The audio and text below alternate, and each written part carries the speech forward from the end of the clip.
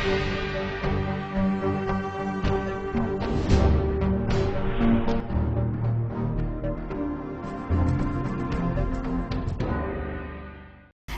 Vindhya times में आपका स्वागत है और आपके साथ मैं श्रेया। आज की बुलेटिन की खबरों के साथ हाजिर हुए हैं। पहली खबर से शुरुआत करते हैं।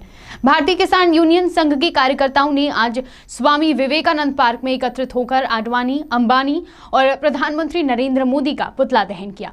उन्होंने मीडिया से चर्चा करते हुए कहा कि भारतीय किसान देश भर में प्रदर्शन कर रहे हैं, लेकिन प्रधानमंत्री के इशारों पर किसानों के साथ पुलिस के द्वारा बर्बरतापूर्वक मारपीट की गई, जिसमें कई किसानों की मौत हो गई, जिससे इस तरह घटनाओं ने पूरे देश के किसानों को झकझोर कर रख दिया है। इसलिए इस काले कानून कृषि अध्यादेश का सभी किसानों के द्वारा विरोध किया जा रहा है। जानकारी के अनुसार भारतीय किसान संघ ने आज स्वामी विवेकानंद पार्क में एकत्रित होकर अडानी, अंबानी और प्रधानमंत्री मोदी का पुतला दहन किया और मांग की है कि अगर सरकार के द्वारा लाए गए इस कृषि कानून पर बदलाव नहीं किया गया तो और भी उग्र आंदोलन किया जाएगा। रीवा से लेके दिल्ली तक जितना भी होगा, हम सब किसान एक साथ हैं और आपके चैनल के माध्यम से मांग करते हैं कि माननीय प्रधानमंत्री जी, आपको ये कृषि अध्यादेश काले कानून वापस लेने होंगे या फिर आपको संशोधन करना है तो संसद में ये संशोधन कर दीजिए कि देश का चुनाव वही लड़ेगा जिसका बेटा सेना में होगा। हमारे किसान के बच्चे जाके सेना में शहीद होते हैं और आपके बल्ले बच्चे छल्ले छल्ले और बल्ले बल्ले करेंगे, ये नहीं चलेगा। देश का जवान और किसान जय जवान जय किसान के नारे को बुलंद किया है, आप उसका सम्मान कीजिए, नहीं तो हम आपसे यही कहना चाहेंगे कि जो देश के किसानों से टकराएगा वो सत्ता से हट जाएगा। आज आपने पुतला भी दहन किया, अडानी, अंबानी और अपने कृषि अध्यादेशों का और साथ में मोदी जी का भी पुतला दहन किया है, क्योंकि देश में अब लगातार किसान कितने दिनों तक ठंड में आपने देखा है लगातार हरियाणा आने पर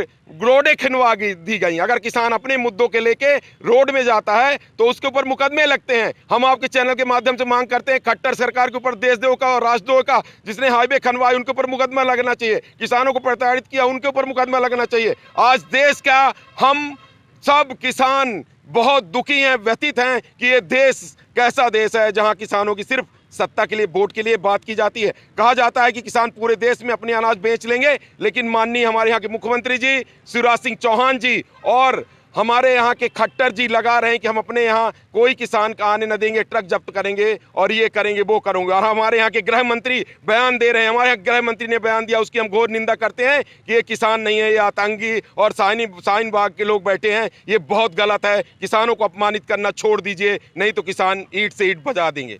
शासकीय ठाकुर रणमत सिंह महाविद्यालय में 4.5 करोड़ के घोटाले पर एफआईआर दर्ज होने के बाद आर्थिक अपराध प्रकोष्ठ के द्वारा संबंधित दस्तावेजों को जब्त कर बड़ी कार्रवाई की गई है। आपको बता दें कि विंध्य क्षेत्र के सबसे पुराने कॉलेज में इस तरह के घोटाले सामने आए और इस घोटाले के आरोप में ईओडब्ल्यू ने 3 पूर्व प्राचार्यों सहित 19 लोगों के खिलाफ प्रकरण दर्ज कर विवेचना शुरू की है। जानकारी के अनुसार ईओडब्ल्यू रीवा की टीम पिछले 24 घंटे से यहां आवश्यक दस्तावेजों की छानबीन और जब्ती की कार्यवाही में लगी हुई थी, जिससे सभी दस्तावेजों को जुटाकर दोषी पर कार्रवाई की जाएगी।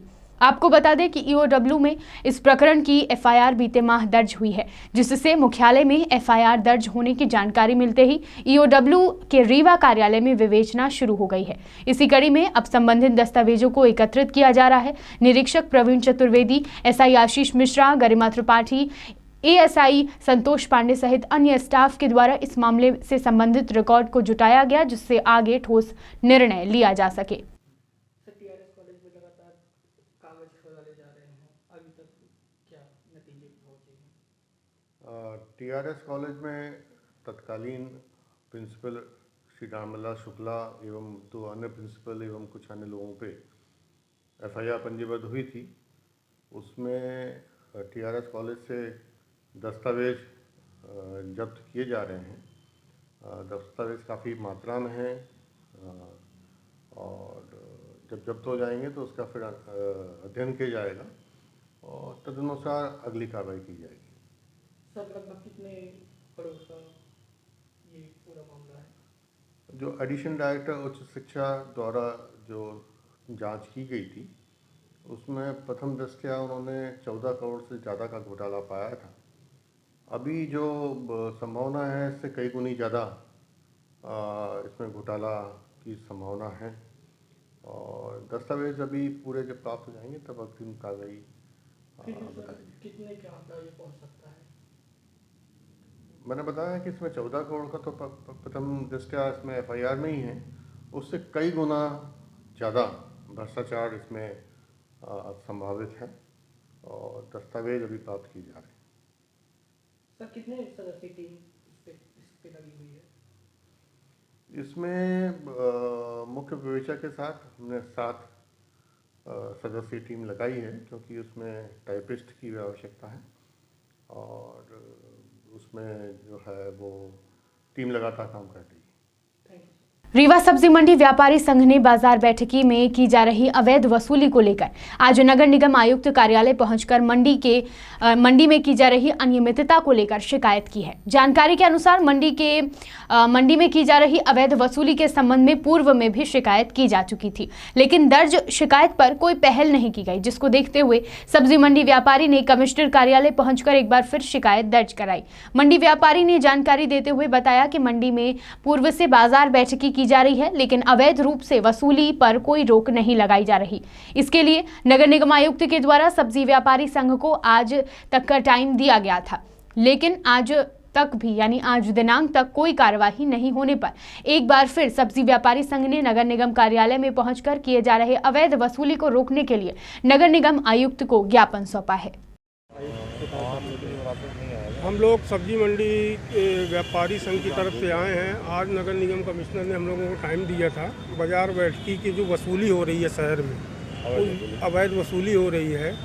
जब से इन्होंने अभी टेंडर किया है अवैध वसूली शुरू हो गई, जबकि बाजार बैठकी का मूल मतलब है कि जो शहर में नगर निगम की सीमा का उपयोग करते हुए हम बिक्री करें, उस पर वसूली करना है। लेकिन जैसे ठेका होता है तो ठेकेदार क्या करता है कि जो मंडियों से माल लोडिंग अनलोडिंग के लिए मार्केटों में माल बिकने जाता है, उन वाहनों को रोक के वो उन मालों से पैसा लेते हैं, जबकि वो माल जिस मंडी में बिकता है वहाँ वो बाजार बैठकी तो देता ही देता है, क्योंकि उस मंडी का उपयोग करते हैं हम, वहाँ की ज़मीन का उपयोग करते हैं तो वहाँ तो लगता ही लगता है। लेकिन ठेकेदार उन वाहनों को रोक के बीच नाकों में रोक के उनसे गलत तरीके से पैसे ले रहे हैं। कितना पैसा लेते हैं लगभग? उनका कोई निश्चित नहीं है, कोई राशि तय नहीं है। जिस हिसाब से उनका हो जाए, 100 रुपये, 200 रुपये, 500 रुपये, कोई निर्धारित नहीं है। सामने वाला डरने के ऊपर है।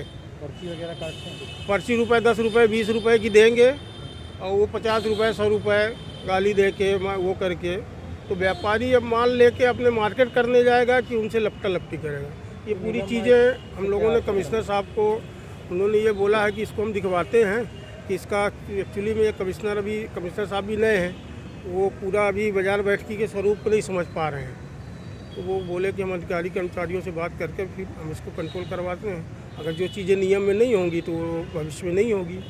अगर ऐसा होगा कि कंट्रोल हो जाएगा तो आगे कोई दिक्कत ही नहीं, और नहीं होगा तो फिर आगे और बहुत सारे रास्ते हैं।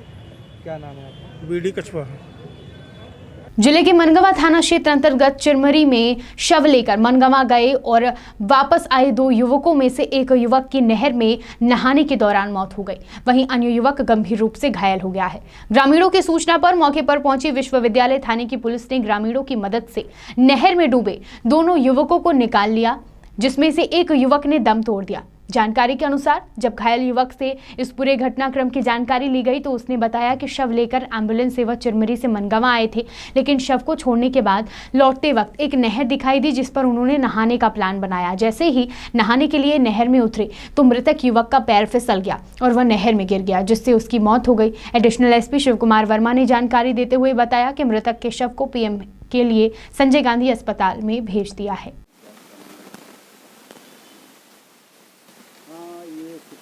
पुलिस को जितना अपने विश्वविद्यालय थाने की 100 डाल गई थी मौके पर जाकर देखा तो एक व्यक्ति को गांव वालों ने नहर से निकाल के लिटाया हुआ था और एक व्यक्ति जो एम्बुलेंस थी उसके अंदर था।